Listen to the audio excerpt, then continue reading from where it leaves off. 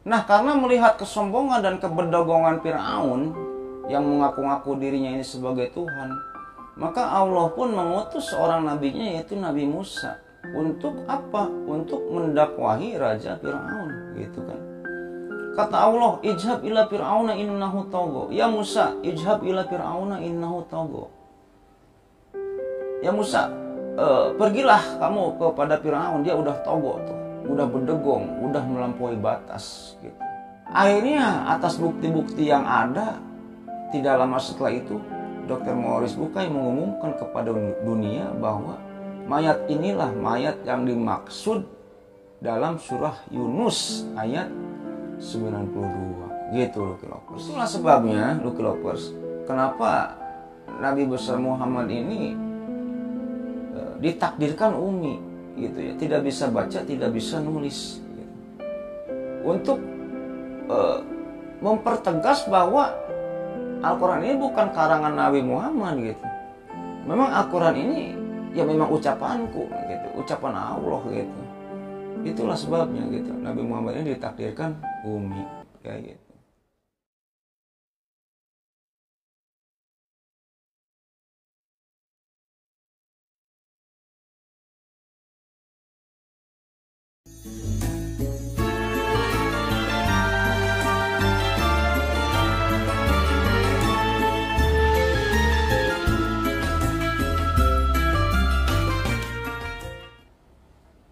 Assalamualaikum warahmatullahi wabarakatuh. Bismillahirrahmanirrahim. Alhamdulillahirrahmanirrahim. Wabihi nasta'in wa ala umuri dunya waddin. Wassalatu wassalamu ala asyrofil anbiya'i wal mursalin wa ala alihi wa sahbihi ajmain, amma ba'du. Allahumma sholli ala sayyidina Muhammad wa ala ali sayyidina Muhammad. Rabbi shrah li sadri wa yassir li amri wahlul 'uqdatam min lisani yafqahu qawli. Oke Lucky Lovers, kembali lagi bersama saya Lucky Revolver. Jadi pada video kali ini saya akan menceritakan suatu hal yang berbeda. Kita tidak menceritakan cerita horor dulu lah ya. Yang dimana pada video kali ini saya akan menceritakan suatu cerita Islami, yang dimana di sini saya akan membahas tentang suatu keajaiban Al-Quran. Yang dimana kita mengetahui bahwa Al-Quran itu adalah mukjizatnya Nabi besar Muhammad SAW yang terbesar, kayak gitu. Yang dimana Al-Quran ini di dalamnya ini mengandung cerita-cerita atau kebenaran-kebenaran yang sudah terungkap, gitu, yang belum terungkap, bahkan yang sedang terjadi. Gitu. Dan di sini saya akan menceritakan tentang di zaman dulu ada suatu ayat dalam Al-Quran yang dimana dahulunya kebenarannya ini belum terungkap atau kebenarannya ini belum terbuktikan, sehingga ketika itu umat Islam dituntut untuk membuktikannya. Di sini akan saya ambil suatu petikan ayat firman Allah dalam Al-Quran, yaitu surah Yunus ayat 92 atau surat 10 ayat 92. Kita bacakan dulu ayatnya ya. A'udzubillahi minasyaitonirrajim. Bismillahirrahmanirrahim. Falyawma nunajjika bibadanika litakuna liman khalfaka ayah. Falyawma nunajjika bibadanika litakuna liman khalfaka ayah. Shadaqallahul adzim. Yang dimana surat tersebut berarti, ayat tersebut mengandung arti, maka pada hari ini kami telah selamatkan jasadmu. Nah, ayat ini mengandung cerita tentang penyelamatan jasad Fir'aun. Penyelamatan jasad Fir'aun. Maka pada hari ini kami telah selamatkan jasadmu agar engkau dapat dijadikan pelajaran bagi orang-orang yang setelahmu gitu ya. Bagi orang-orang yang akan datang, kayak gitu Lucky Lovers. Nah, di ayat ini Allah telah menjelaskan bahwa Allah ini akan menyelamatkan jasad Fir'aun yang sudah tenggelam itu ya, yang dimana akan dijadikan oleh Allah ini, jasad Fir'aun ini akan diawetkan, bukan akan diawetkan sih ya, jadi akan dilestarikan dan diselamatkan jasadnya oleh Allah ini untuk dijadikan pelajaran bagi orang-orang yang setelah Firaun gitu kehidupannya ini. Yang dimana kita ketahui bahwa Firaun ini kan sombong, congkak, berdegong, adigung, bahkan mengaku-ngaku sebagai Tuhan. Matinya kelelep gitu, matinya kelelep atau tenggelam gitu, dengan cara yang tragis. Nah di ayat ini itu Allah pengen menegaskan bahwa lu jangan sombong, jangan congkak, jangan adigung, jangan berdegong, jangan mengaku-ngaku sebagai Tuhan. Nanti lu kelelep, nanti lu tenggelam, nanti akan ada hukuman dari aku. Di ayat ini itu Allah ini pengen menegaskan, memberi pelajaran kepada orang-orang setelahnya ini seperti itu. Jadi pada video kali ini saya akan membahas tentang keajaiban Al-Quran yang terdapat dalam surah Yunus ayat 92 ini. Kayak gitu Lucky Lovers. Ya mungkin sebelum lanjut ke ceritanya, bagi Lucky Lovers semua atau penonton yang sedang menonton video ini yang belum subscribe di channel YouTube ini, subscribe dulu lah ya. Subscribe dulu supaya apa? Supaya saya tambah bersemangat untuk membuat konten-konten selanjutnya. Dan bagi orang yang sudah subscribe, saya ucapkan terima kasih. Moga-moga amal kebaikan Lucky Lovers semua atau orang yang sudah subscribe di channel YouTube ini dibalas kebaikannya oleh Allah Subhanahu wa taala beratus-ratus kali lipat, beribu-ribu kali lipat, dan berjuta-juta kali lipat. Mungkin kita lanjut ke ceritanya Lucky Lovers. Nah, di tafsir Ibnu Katsir dijelaskan bahwa Allah menyelamatkan jasad Firaun ini beserta baju besinya gitu. Jadi Firaun ini diselamatkan dengan baju besinya. Kita flashback dulu ke belakang. Jadi pendapat para ulama, Firaun yang mengejar Nabi Musa di sini, banyak pendapat yang mengatakan bahwa Firaun yang mengejar Nabi Musa ini adalah Ramses II. Ramses II. Jadi kalau Firaun itu adalah cuma julukan. Nah, si Ramses II ini mempunyai bapak yaitu Ramses I gitu loh Lovers. Nah, si Firaun ini pada umur 5 tahun dia udah dijuluki oleh kakeknya ini Firaun besar pada usia 5 tahun. Terus pada usia 15 tahun si Firaun ini kakaknya meninggal dunia gitu. Makanya pada usia segitu Firaun sudah diangkat menjadi pangeran. Kayak gitu loh. Firaun kecil suka diajak ikut peperangan oleh bapaknya dan suka diajari tentang ilmu pembangunan. Dia suka melihat-lihat gitu ya. Kalau misalnya bapaknya ini memerintahkan ahli bangunan untuk membuat piramida gitu, kalau bapaknya ini berperang, dia suka diajak. Maka dari sanalah Firaun kecil ini mendapatkan ilmu tentang perang dan ilmu tentang arsitektur. Kayak gitu loh. Pada usia 20 tahun Firaun ini sudah diangkat sebagai panglima untuk memimpin tentara Mesir. Panglima perang pada usia 20 tahun. Karena apa? Dari kecil dia udah diajak-ajak perang, jadi dia udah mengetahui strategi perang ini kayak gimana. Sehingga pada umur 20 tahun dirinya sudah diangkat menjadi panglima perang tentara Mesir. Kayak gitu. Nah, ini saya cerita bukan khusus menceritakan tentang Firaun gitu ya, bukan menceritakan tentang Firaun. Nanti sejarah Firaun secara lengkapnya akan kita bahas di part-part selanjutnya gitu loh Lovers. Yang dimana di sini saya akan hanya membahas tentang keajaiban yang terdapat pada ayat Al-Quran, yaitu surah Yunus ayat 92. Oke, kita lanjut tuh Lovers. Singkat cerita, bapaknya Firaun ini meninggal dunia. Si Ramses I ini ya, meninggal dunia. Setelah bapaknya meninggal dunia, raja Mesir ini diturunkan kepada Firaun ini, Ramses II gitu ya. Jadi setelah bapaknya meninggal dunia, dirinya jadi raja.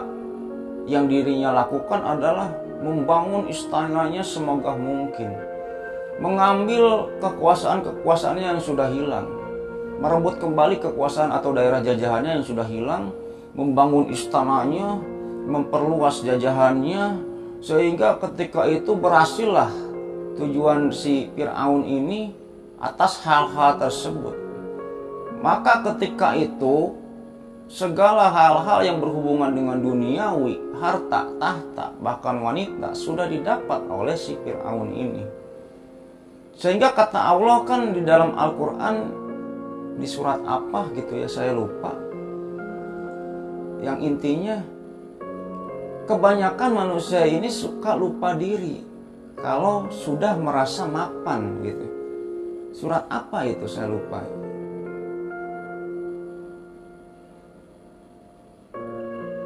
Oh ini, kalla innal insana layatgha ara'ahus tagna gitu. Jadi kebanyakan manusia ini suka lupa diri kalau sudah merasa mapan. Sehingga karena ketika itu Fir'aun ini sudah merebut kekuasaan yang sudah hilang itu, sudah memperluas istananya, sudah memperindah istananya, dan harta diperoleh banyak dari hasil rampasan perang, akhirnya dia lupa diri. Sampai pada tingkat tinggi-tingginya lupa dirinya itu, dia ini mengaku-ngaku sebagai Tuhan. Yang dimana ketika itu masyarakat atau orang yang menganggap si Fir'aun ini sebagai Tuhan dikasih duit. Segala keperluannya ini dipenuhi. Siapa Tuhan kamu? Fir'aun, kasih duit. Segala kepenuhannya ini dipenuhi. Sehingga dirinya sampai menjadi-jadilah bahwa mengaku dirinya sebagai Tuhan. Anna rabbukumul a'la, kata Fir'aun ketika itu. Nah, karena melihat kesombongan dan keberdagongan Fir'aun yang mengaku-ngaku dirinya ini sebagai Tuhan, maka Allah pun mengutus seorang nabinya, yaitu Nabi Musa. Untuk apa? Untuk mendakwahi Raja Fir'aun, gitu kan. Kata Allah, ijhab ila fir'auna innahu tagha. Ya Musa, ijhab ila fir'auna innahu tagha. Ya Musa, pergilah kamu kepada Fir'aun, dia udah togo tuh, udah berdegong, udah melampaui batas gitu. Terus kata Allah, faqul halaka ila an tajaka wa ahdiyaka ila rabbika fatahsya gitu. Ya Musa, nanti katakan kepada Fir'aun ini, lu mau tobat nggak gitu kan? Lu masih ada rasa ingin bertobat nggak? Ingin membersihkan diri dari dosa nggak? Kalau ingin, kalau ada gitu ya, nanti aku akan menuntunmu ke jalan ke jalan Tuhanku, kata Nabi Musa gitu ya, ke jalan Allah gitu. Tapi ketika didakwahi, Fir'aun ini nolak. Didakwahi lagi oleh Nabi Musa, Fir'aun ini nolak. Didakwahi lagi oleh Nabi Musa, Fir'aun ini nolak. Singkat cerita, karena Fir'aun ini risih gitu ya kepada Nabi Musa, akhirnya Fir'aun ini berencana untuk membunuh Nabi Musa gitu. Sehingga singkat cerita dikumpulkanlah bala tentara oleh Fir'aun, ratusan bahkan ribuan bala tentara Fir'aun. Untuk apa? Untuk membunuh Nabi Musa yang dipimpin oleh siapa? Fir'aun itu sendiri. Akhirnya dikejarlah Nabi Musa. Ketika itu Nabi Musa pun lari beserta pengikut-pengikutnya. Fir'aun pun mengejar dari belakang dan bala tentaranya. Setelah Nabi Musa lari, akhirnya Nabi Musa ini mentok di lautan. Bingung ketika itu Nabi Musa ini, ketika mentok di lautan bingung. Mau nyebrang ke lautan nggak ada perahu, mau balik lagi ke belakang ada Fir'aun. Akhirnya kata Allah, pukulkan tongkatmu ya Musa. Akhirnya Nabi Musa memukulkan tongkatnya ke lautan. Akhirnya laut itu terbelah dan menjadi daratan gitu ya, terbelah lah. Akhirnya Nabi Musa ini nyebrang lah, istilahnya nyebrang ke laut itu gitu ya, ke laut itu. Melihat laut itu terbelah, Fir'aun pun kaget gitu. Akhirnya Fir'aun ini sama-sama ikut menyeberang ke lautan itu gitu beserta bala tentaranya. Nah, ketika Fir'aun ini masuk ke lautan, Nabi Musa mah selamat, Fir'aun mah ditutup lagi lautnya oleh Allah. Truk ditutup lagi, akhirnya Fir'aun dan bala tentaranya ini tenggelam di lautan. Intinya kayak gitulah. Nah, konon di riwayat-riwayat Fir'aun ini ketika mau meninggal gitu ya, sudah tobat gitu ya, sudah mengucapkan syahadat gitu, secara kurangnya mah ya, aku beriman kepada Tuhannya Musa kayak gitu. Dan ada lagi di riwayat lagi ketika Raja Fir'aun ini mengucapkan tobat syahadat lah secara kurangnya mah ya. Ketika itu malaikat Jibril menyumpal mulutnya dengan tanah, sehingga Fir'aun belum sempat syahadat. Ada lagi riwayat yang mengatakan bahwa ketika Fir'aun ini syahadat, tobat, nyawanya ini sudah sampai di kerongkongan gitu. Jadi kan kalau pintu tobat ini ditutup pada 2 waktu, Lucky Lovers ya. 1, matahari sudah terbit di barat gitu. Dan 2, ruh atau nyawa sudah sampai di kerongkongan. Itu pintu tobat ditutup. Selain 2 waktu itu, Lucky Lovers mau melakukan dosa apa aja, Allah maafin. Tapi jangan disengaja-sengajain aja gitu ya. Dosa tanpa disengaja Allah maafin. Kata Allah kan fakultus takfiru robbakum innahu kana ghafaro. Mintalah ampun kepadaku, aku ini Maha Pengampun, kata Allah kayak gitu ya. Selain dari 2 waktu itu ya, nyawa sudah sampai di kerongkongan atau ruh sudah sampai di kerongkongan dan matahari terbit di sebelah barat. Singkat cerita, Fir'aun pun sudah mati, tenggelam beserta bala tentaranya dan Nabi Musa selamat. Akhirnya selamatlah Nabi Musa ketika itu beserta pengikut-pengikutnya. Nah di kemudian hari gitu kan, kalau Bani Israel itu kan berdegong. Bani Israel mah berdegong ya orangnya ini. Banyak pertanyaan-pertanyaan dari Bani Israel kepada Nabi Musa. Ya Musa, Fir'aun udah mati belum ya Musa? Kata Allah, udah mati ya Musa. Musa kan Nabi, dapat info dari Allah. Udah mati ya Musa. Akhirnya dijawab pertanyaan itu, udah mati ya Bani Israel. Tapi kan Bani Israel mah berdegong. Saya tidak percaya kalau Fir'aun ini sudah mati kalau belum melihat jasadnya. Akhirnya ketika itu Allah memerintahkan lautan untuk memuntahkan jasad Fir'aun. Sehingga jasad Fir'aun pun ketika itu dimuntahkan oleh lautan dan terkapar di pinggir pantai, yang dimana ketika itu Bani Israel ini setelah melihat jasad Fir'aun ini, wah aman nih. Ternyata benar nih, dia udah mati, udah aman katanya kan. Nah, konon di tafsir Ibnu Katsir, jasad Fir'aun ini diselamatkan atau dimuntahkan oleh Allah ini beserta baju besinya, kan mustahil ya. Kalau bukan itu bukan keagungan Allah gitu. Besi kan tenggelam gitu ya. Susah gitu untuk ngambang lagi gitu. Tapi di riwayat kayak gitu. Nah, di zaman dahulu, di zaman itu ada suatu kebiasaan bangsa-bangsa Mesir atau bangsa kerajaan Mesir ini yang dimana bangsa Mesir ketika itu suka membalsem mumi-mumi raja-raja yang sudah meninggal, diawetkan dan dikumpulkan di lembah Wadi Muluk. Jadi ada suatu lembah ketika itu di Mesir ini, namanya ini lembah Wadi Muluk atau lembah para raja, yang dimana ketika itu mumi Fir'aun ini diawetkan dan disimpan di lembah para raja itu, Wadi Muluk kayak gitu. Singkat cerita, sudahlah cerita Fir'aun dan Nabi Musa ini sampai sana saya tutup gitu ya. Dan setahun berlalu, 10 tahun berlalu, 100 tahun berlalu gitu. Ratusan tahun berlalu sampai muncullah Nabi besar Muhammad SAW, yang dimana ketika itu lembah Wadi Muluk pun sudah entah kemana, terhapus waktu, sudah tidak ada tanda-tanda lembah Wadi Muluk ketika itu, sudah terkubur dan terhapus waktu. Nah, ketika Rasulullah SAW ini diutus menjadi Nabi dan Rasul, turunlah ayat ini, ayat surah Yunus ayat 92 ini. Bismillahirrahmanirrahim. Fal yauma nunajika bi badanika litakuna liman khalfaka ayah. Pada hari ini kami telah selamatkan jasadmu wahai Fir'aun, untuk apa? Untuk dijadikan pelajaran bagi orang-orang setelahmu, kayak gitu.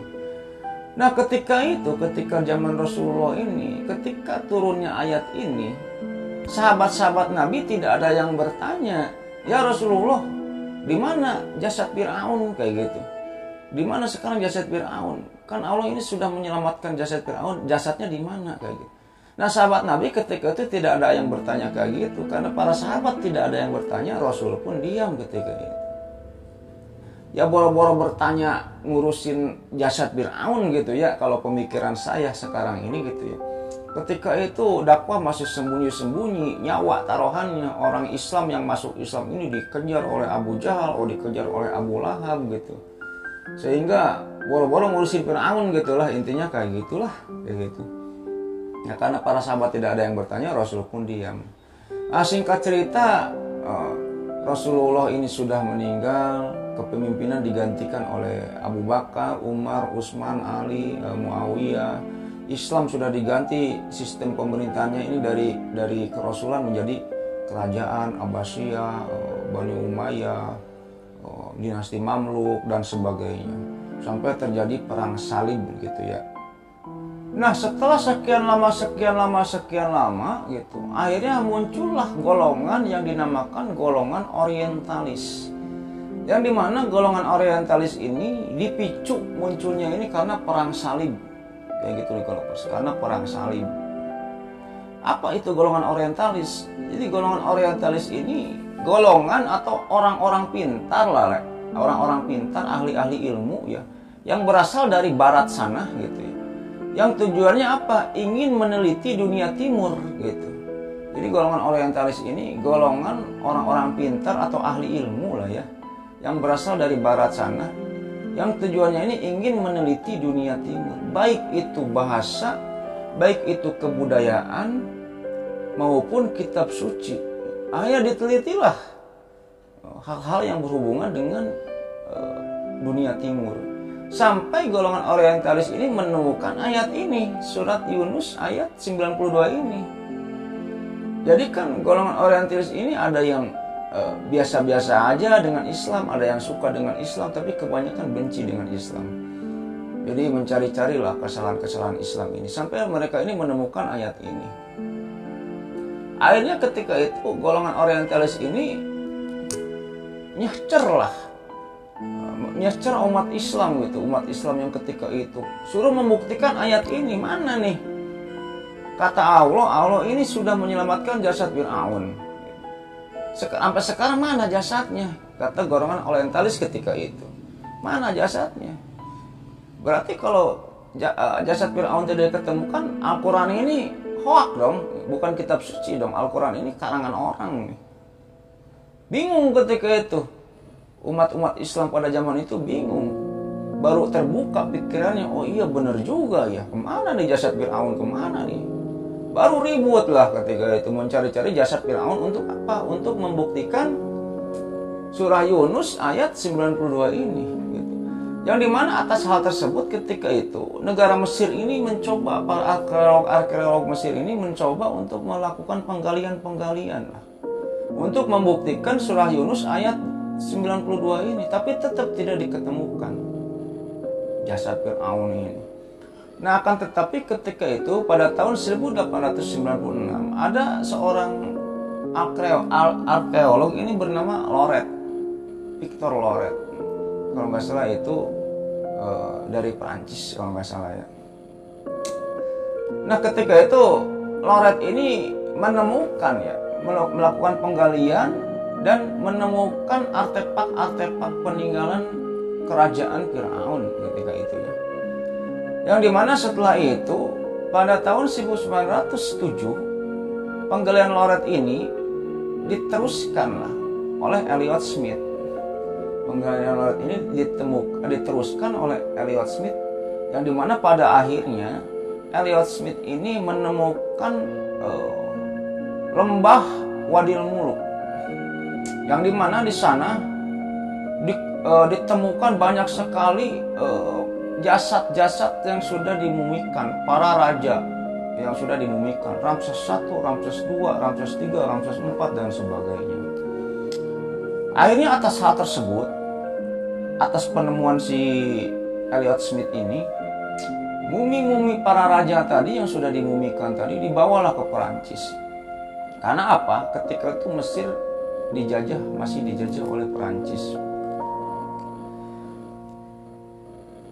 Ketika sampai Perancis, mumi-mumi tersebut tidak diapa-apakan, disimpan aja gitu aja, tidak diteliti, tidak apa, disimpan aja kayak gitu, nggak tahu kenapa.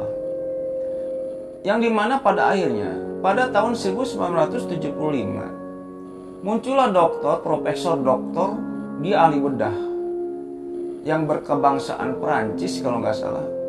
Namanya Dr. Maurice Bucaille. Nah, Dr. Maurice Bucaille ini mendapatkan izin dari pemerintah Perancis untuk apa? Untuk meneliti mumi-mumi para raja-raja tadi, gitu ya. Akhirnya ditelitilah para mumi-mumi tersebut oleh Dr. Maurice Bucay itu, yang dimana di riwayat Dr. Maurice Bucay juga pada tahun 1973 kalau nggak salah, ini adalah dokter pribadinya Raja Arab yang bernama Raja Faisal ketika itu. Akhirnya Dr. Maurice Bucay pun ketika itu meneliti mumi-mumi tadi, yang dimana dari hasil penelitiannya Dr. Maurice Bucay ini tercengang. Karena apa? Karena dari sekian banyaknya mumi-mumi para raja tadi, ada satu mumi yang bentuknya masih utuh dibandingkan mumi-mumi yang lain. Yang dimana dari hasil penelitian Dr. Maurice Bucay, kenapa mumi yang satu ini lebih utuh bentuknya dibandingkan mumi-mumi lain, gitu ya? Karena mumi ini di dalam sel-sel tubuhnya ini terkandung banyak unsur garam. Banyak unsur garam. Jadi kan kita kalau misalnya mau mengawetkan atau mengasinkan gitu, mengasinkan apa? Bikin ikan asin, suka digaramin ya. Supaya apa? Ikannya awet gitu ya. Nah, mumi itu juga kayak gitu. Banyak kadar garam atau unsur garam yang terdapat dalam sel-selnya gitu. Sehingga satu mumi ini bentuknya lebih utuh dibandingkan mumi-mumi lain. Akhirnya bingung Dr. Maurice Bucay ini. Wah, kok kayak gini gitu. Akhirnya mumi yang lebih utuh tersebut diteliti lagi lah oleh Dr. Maurice Bucay beserta para psikiater. Yang dimana pada akhirnya Dr. Maurice Bucay ini menyimpulkan bahwa mumi ini matinya ini dalam keadaan stres. Mumi ini matinya dalam keadaan stres. Jadi ada ilmu psikiater yang bisa melihat jiwa seseorang gitu dari bentuk wajah atau gimana, nggak tahu saya juga ya. Akhirnya Dr. Maurice Bucay juga ketika itu bukan tidak mempelajari Al-Quran ya. Dr. Maurice Bucay juga mempelajari Al-Quran gitu, mempelajari Al-Quran. Sehingga atas penemuannya tersebut Dr. Maurice Bucay ini curiga kepada surah Yunus ayat 92 ini. Jangan-jangan mayat ini yang dimaksud oleh surah Yunus ayat 92 ini. Akhirnya atas bukti-bukti yang ada, tidak lama setelah itu Dr. Maurice Bucay mengumumkan kepada dunia bahwa mayat inilah mayat yang dimaksud dalam surah Yunus ayat 92. Gitu loh Kilopers.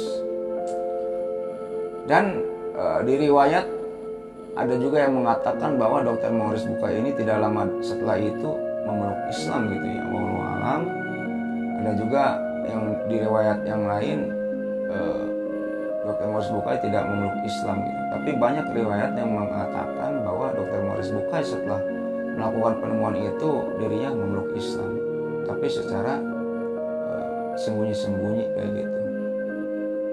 Dan akhirnya tidak lama setelah itu pada tanggal 16 Februari kalau nggak salah ya, 1998 kalau nggak salah, Dr. Maurice Bucay pun meninggal dunia di usianya yang ke 77 tahun gitu ya. Ya mungkin gitu aja loh Kilopers, cerita pada video kali ini mudah-mudahan menghibur, yang dimana cerita pada video kali ini bisa kita ambil manfaatnya gitu, atau ilmunya, buang yang jeleknya gitu. Yang dimana di sini membuktikan bahwa Al-Quran ini adalah benar-benar kitab suci yang berasal dari Allah, yang berasal dari Tuhan gitu. Bukan karangan semata-mata Nabi Muhammad gitu. Banyak orang yang berpendapat bahwa orang-orang yang benci Islam gitu ya, banyak yang berpendapat bahwa Al-Quran ini adalah karangan Nabi Muhammad. Dia ngarang-ngarang cerita aja gitu. Sehingga ketika belum ditemukannya jasad Fir'aun, orang-orang orientalis ini menyerang ayat ini gitu. Surah Yunus ayat 92 ini mana nih? Karena Al-Quran ini berasal dari Allah, benar-benar dari Allah gitu. Maka Allah dengan kemahaluasan ilmunya gitu, dengan kun fayakunnya, membuktikan bahwa Al-Quran ini benar. Dengan apa? Dengan memunculkan jasad Fir'aun ketika itu. Diketemukan jasad Fir'aun. Itulah sebabnya, Lucky Lovers, kenapa Nabi besar Muhammad ini ditakdirkan ummi, gitu ya. Tidak bisa baca, tidak bisa nulis. Gitu. Untuk mempertegas bahwa Al-Quran ini bukan karangan Nabi Muhammad, gitu. Memang Al-Quran ini ya memang ucapanku, gitu, ucapan Allah, gitu. Itulah sebabnya, gitu, Nabi Muhammad ini ditakdirkan ummi, kayak gitu. Nah, jadi inilah salah satu keajaiban-keajaiban yang terdapat dalam Al-Quran. Banyak keajaiban-keajaiban lain yang terdapat dalam Al-Quran yang belum dibuktikan atau yang sudah dibuktikan oleh sains atau ilmu pengetahuan. Mungkin next time saya akan ceritakan lagi keajaiban-keajaiban dari Al-Quran ini yang lain, gitu ya, di dalam video-video selanjutnya. Ya mungkin gitu aja Lucky Lovers ya, cerita pada video kali ini mudah-mudahan menghibur. Dan tak lupa juga saya mendoakan kepada Lucky Lovers semua, Allahumma inna nas'aluka bi'annaka alhamdulillah ilaha illa anta wahdakala syarikala kalmananu badius samawati wal ardul jalali wal ikram ya hayyu ya qayyum. Ya mudah-mudahan Lucky Lovers semua atau orang yang sedang menonton video ini diberikan kesehatan, diberikan rezeki yang melimpah oleh Allah Subhanahu wa taala, dipanjangkan umurnya. Yang belum punya jodoh mudah-mudahan segera dipertemukan jodohnya oleh Allah Subhanahu wa taala ya. Dan bagi Lucky Lovers semua atau bagi keluarganya yang sedang sakit, mudah-mudahan cepat diambil penyakitnya dan disembuhkan oleh Allah Subhanahu wa taala. Dan bagi Lucky Lovers semua atau keluarga yang masih sehat, mudah-mudahan diperpanjang nikmat sehatnya oleh Allah Subhanahu wa taala dan tidak disakitkan lagi sampai dirinya wafat itu. Dan yang paling utama, mudah-mudahan kita semua berkumpul di surganya Allah Subhanahu wa taala dan mendapatkan syafaat darinya. Mungkin gitu aja Lucky Lovers ya, cerita pada video kali ini mudah-mudahan menghibur. Ambil yang baiknya, buang yang jeleknya. Akhirul kata, Allahumma sholli ala sayyidina Muhammad wa ala ali sayyidina Muhammad. Wabillahi taufiq wal hidayah. Wassalamualaikum warahmatullahi wabarakatuh.